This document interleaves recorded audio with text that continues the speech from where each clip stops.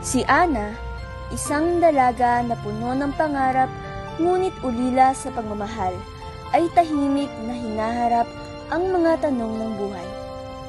Sa araw-araw, gumigising siya ng maaga upang maglaba, magluto at mag-alaga ng iba, habang ang sarili niyang mga pangarap ay nananatiling nakatago sa dilim.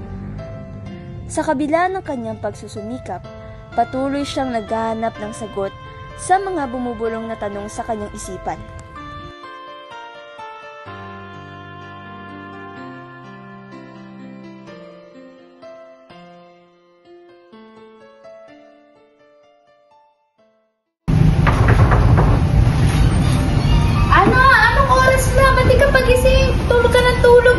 Diana, parang hindi ka na marunong kumilis. Ang bagal-bagal na. Sige, bilisan mo.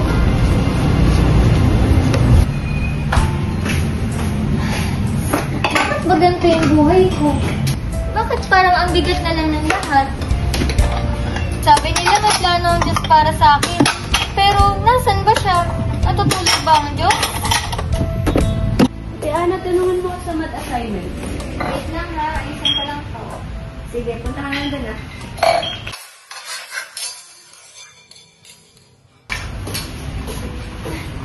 Ana, ano ba yan? Dami na magawain dito, tapos pabigla-bigla ka pa. Atensya na. Ay, naku. Ayusin ko na lang po. Sige, bilisan mo.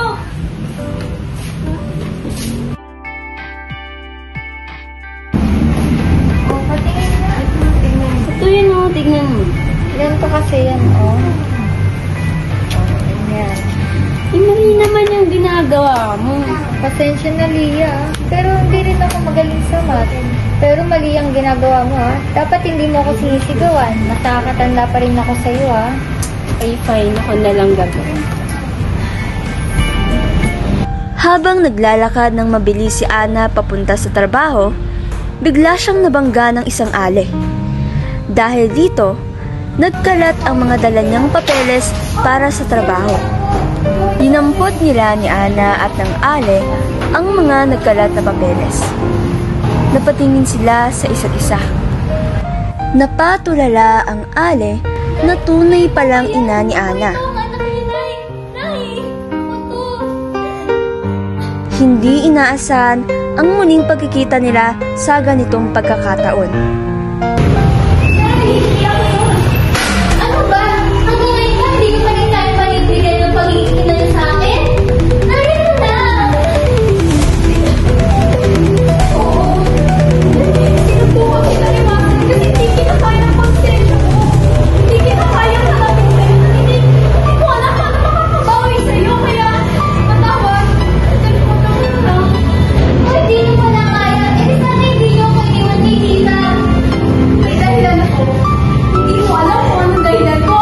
Mahirap intindihin yun, pero sana kalimutan mo na nangyari mo. Kalimutan mo nakita mo kung mabuhay ka sa buhay na gusto mo. At may mga responsibilities pa ako kailangan sigasuhin. Bakit ako, Nay? Hindi ba ako isa sa mga responsibilidad nyo? Bakit ako na nagduruso palagi?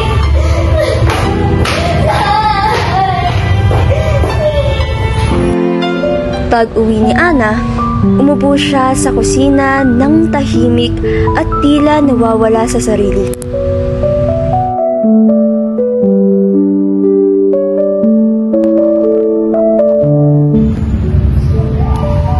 Oh, kumain ka na dyan.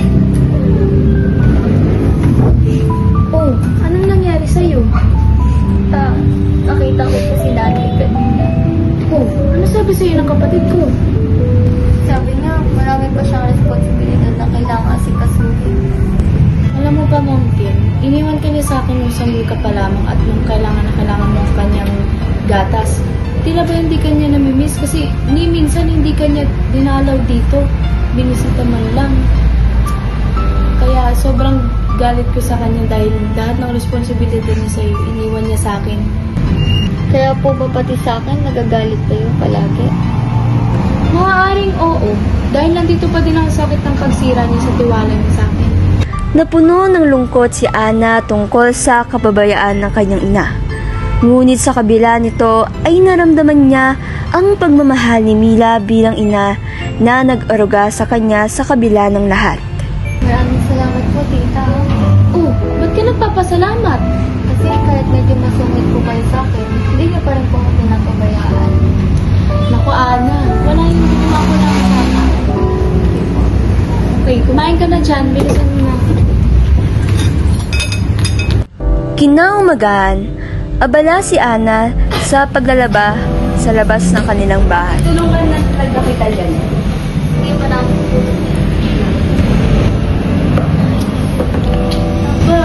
Sana mo.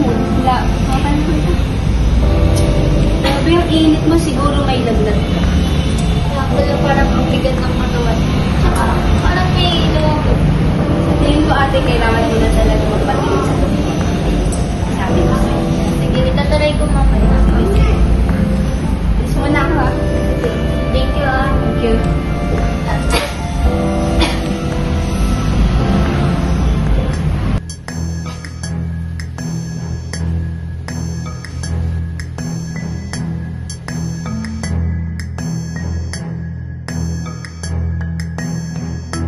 Sapat na siguro to para sa pagpapacheck up ko.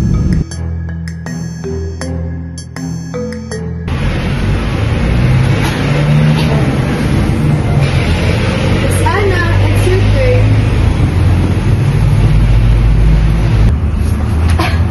Ito na po yung result ko.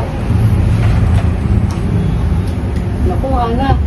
Kailangan ko na maging diretso sa'yo, ah. Pero base sa results mo, meron kang leukemia. Nasa stage 3 ka na. Totoo po ba yan, no? Wala po bang gamot para dyan? Sa ngayon, wala pa kami nagagawang para ng mga doktor dito. Pero may paraan kami para magbagal ko. Kumagalan na, Ana. Gagawa naman natin ang paraan yan, eh.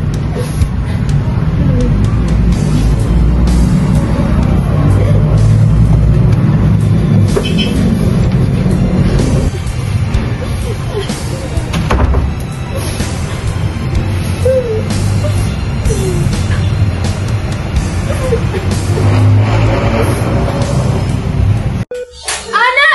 Ano? Okay ka lang ba? Kamusta ka? Hindi mo sinabi sa amin na may sakit ka. Ana!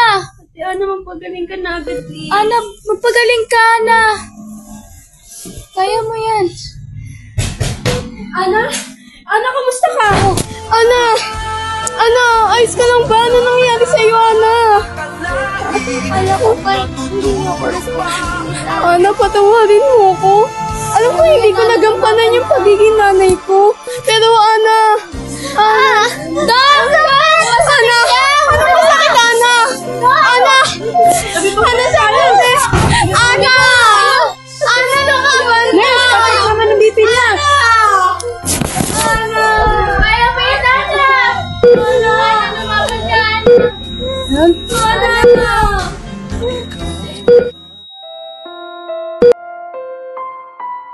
Miss na kita, Ate Ana. Sana masaya ka kung nasa naman ngayon. Oh, ba't ka umiiyak dyan? Alam mo, Leia, ang ate mo isang inspirasyon. Sa dami ng pagsubok na napagdaan niya, hindi siya sumuko. Talaga may plano ako sa kanya. Ay, naku, ano nga kayo sila dyan? May interview pa yung ate mo para ka namang pinapatay. Buksan mo na yung TV.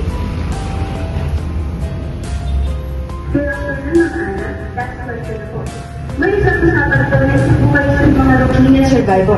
How did you face that challenge po, pati na rin po ang hirap ng buhay nyo? Look at you now. Isa na po kayo sa mga kilalang businesswoman ng ating bansa. Lumaki ako sa hirap at parang napansin ko rin tinanong ang Diyos kung natutulog ba siya. Pero nalaman ko na hindi pala siya natutulog. Ginagamit niya lang yung mga hamon natin sa buhay para hubugin tayo. So yung mga sakit, yung mga pagod na naranasan ko, ay ito lang yung way para magpursige ako at saka magtiwala ako sa kanya. So yung leukemia, isa lang yun sa mga hamon na binigay niya sa akin. At ngayon, nalaman ko na mas malaki pa pala at mas maganda yung plano ng Panginoon para sa atin. Thank you very much for the Natutulog pa ang Diyos.